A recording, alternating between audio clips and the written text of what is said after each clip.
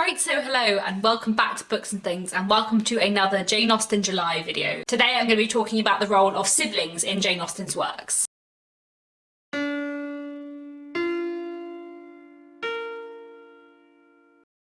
So this is the second part in a little mini-series on this channel about family in Jane Austen. The first video was about parents in Jane Austen, so I will link that down below. But today I'm going to be talking about siblings in Jane Austen. This video is going to have spoilers in. I tried to write myself a plan that didn't involve spoilers, but there are lots of things I want to talk about that involve spoilers.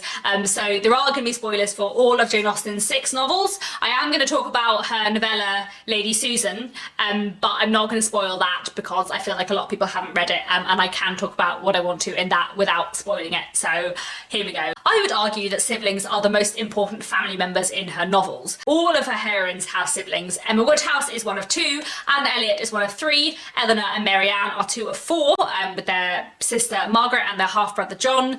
Elizabeth and Jane are 2 of 5. Fanny Price is 1 of 10, and Catherine Morland is also 1 of 10.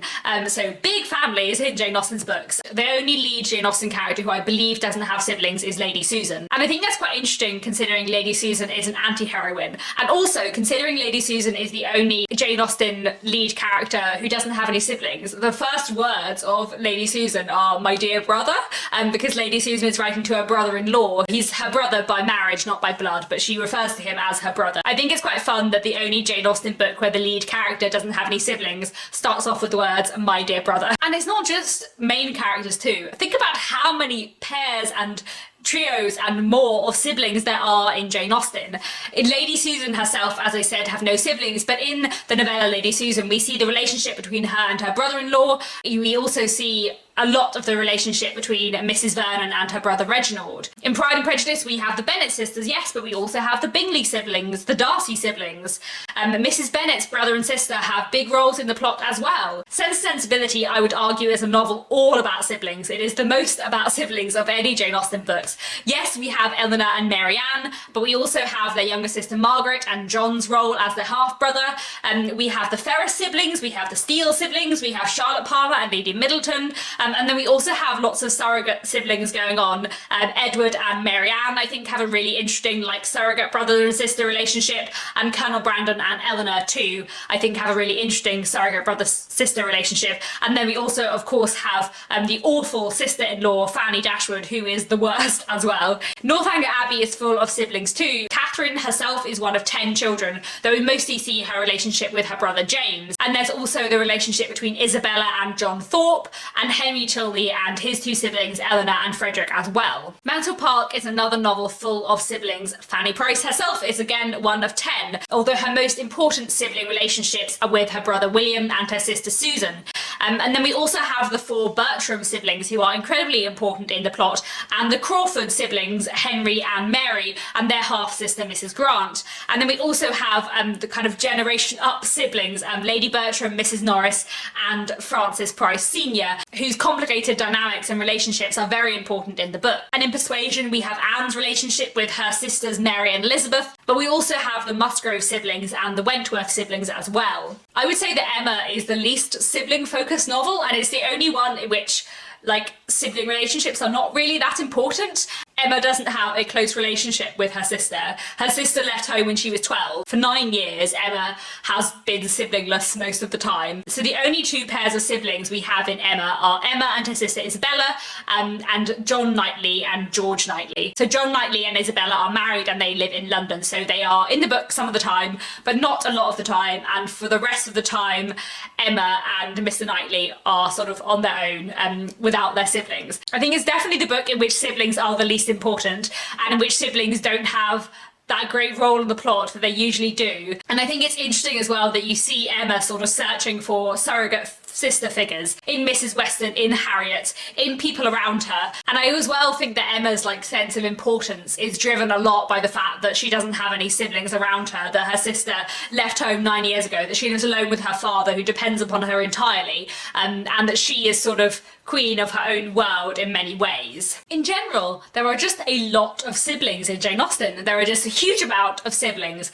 which I think is quite fun, because I feel like that's not necessarily that common in modern literature. And I do think it's partly to do with the fact that in general people had more children in the 18th and 19th centuries. Jane Austen herself was one of 8 children, and a huge family was normal to Jane Austen. A lot of siblings was normal to Jane Austen, and I think that's one of the reasons why she writes about it. But I think she also does prize siblings and does really value what siblings can bring to people. For example, I'm gonna give you a list now of some only children in Jane Austen, some people who don't have siblings, or who certainly, if they do have siblings, were never told about. Wickham, Willoughby, Frank Churchill, Mr. Elliot, Mr. Collins, Mr. Bennet, Mr. Elton, Mr. Rushworth, Lady Susan, Anne de Burgh, Jane Fairfax and Harriet Smith. That is not, in general, a list of the most well-adjusted, happy people in Jane Austen.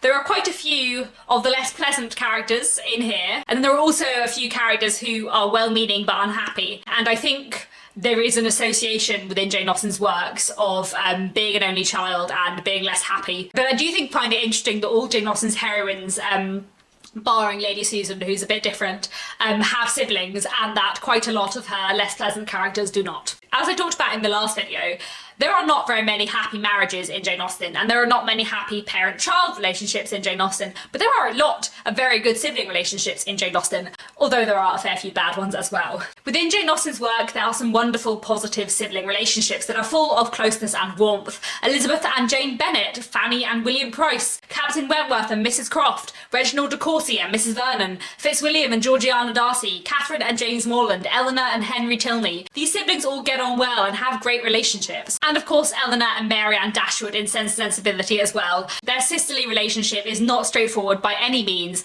but they have a really close and important bond, and they also learn from each other in really important ways across the novel, which I really like a lot as well. And in many ways, I feel like Sense and Sensibility is the book that is the most about siblings, even though obviously there's an important sister pair in Pride and Prejudice as well. But there are at the same time plenty of negative sibling relationships as well. We have careless siblings who don't really care about their brothers and sisters, like John Dashwood, who doesn't do much for his sisters at all, or like Lydia Bennet, who is very dismissive of her elder sisters, like Frederick Tilney, who is very set apart from Henry and Eleanor Tilney, who are so close and such good friends. Or we have siblings who have undue influence on each other. Miss Bingley is a terrible sister to Mr. Bingley, and always has the family's financial and social advantage in mind, but never Charles's own feelings. And we also see the way Robert Ferrers and Fanny Dashwood treat Edward Ferrers, which is not great either. And another thing I find really fascinating in Jane Austen is that there are a few little pairs of bad siblings who are, the mean characters in Jane Austen, but there are 2 of them. There's a pair of siblings. So we have the Steele sisters in Sense and Sensibility. We have Miss Bingley and Mrs. Hurst in Pride and Prejudice. We have Isabella and John Thorpe in Northanger Abbey. And we have, of course, Henry and Mary Crawford in Mansfield Park, who are my favourite siblings in Jane Austen, maybe. I think they're wonderful, and I think they're brilliant characters for being really nasty in many ways, and very shallow in many ways, but they do clearly have a deep affection for each other,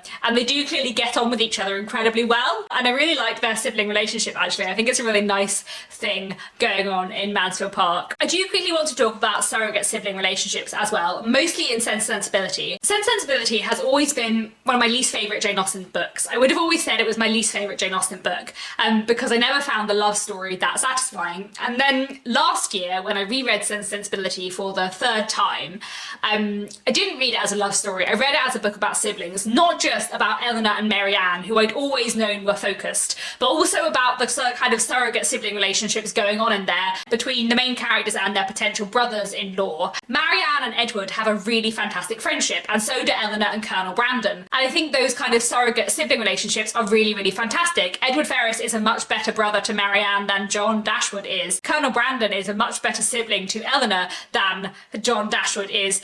John Dashwood didn't help their family at all, but it is Colonel Brandon who helps Edward get his feet in the door of his career and to become a clergyman at the end of the book.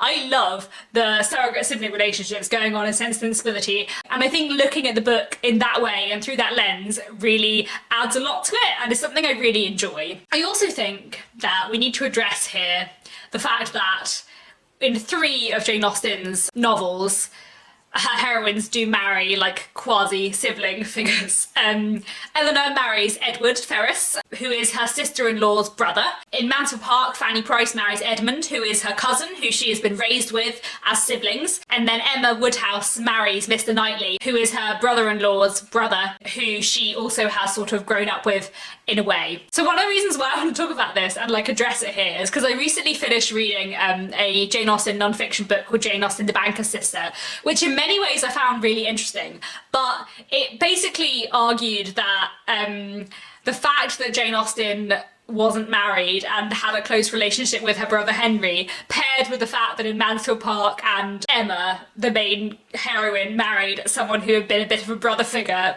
Basically the author of this non-fiction book was using to argue that Jane Austen was a bit in love with her brother, which I found really weird in many ways. But also it made me think about why it is that in those three Jane Austen books, the heroines marry someone who has some kind of family connection to them, though not a blood connection. Well, except Fanny and Edmund, but you know, it's the early 19th century, and you know, first cousin marriages were considered perfectly fine, so you know, all in context. And I think Sense and Sensibility is a little bit different because Eleanor and Edward have not grown up together. They meet for the first time in their adulthood, but they do still have that sort of family sibling link through their siblings being married. And then with Emma Woodhouse and Fanny Price, both do marry someone who they've had some kind of sibling relationship / dynamic with in the past.